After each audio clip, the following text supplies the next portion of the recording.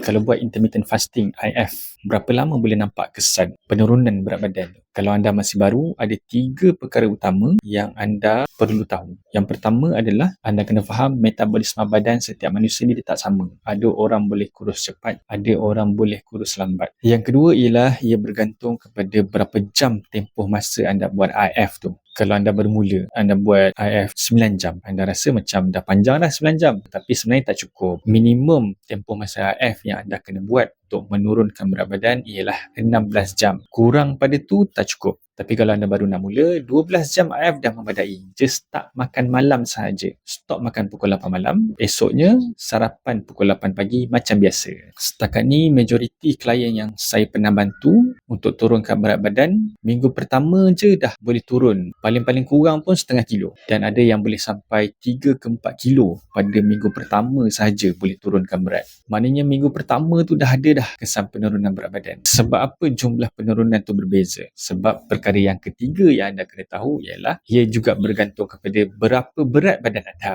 Kalau berat anda dah hampir ideal, maka lambatlah penurunan berat badan tu. Kalau berat badan anda memang terlebih banyak, memang obesity, berat 90 kilo, 100 kilo, minggu pertama memang boleh turun banyak. Dan juga anda kena faham penurunan berat badan bukanlah satu-satunya ukuran kesan positif intermittent fasting tu. Kalau berat anda tak turun, cuba cek ukur lili pinggang. Juga boleh berkurang. Cuba rasa tenaga anda. Kurang rasa mengantuk, bangun pagi lebih bertenaga. Itu semua adalah kesan positif daripada intermittent fasting. So ingat, IF bukan hanya untuk menurunkan berat badan semata-mata, tetapi untuk kesihatan secara keseluruhan. Siapa ada pengalaman, minggu pertama je dah turun dah berat badan dia? Cuba komen kat bawah tu.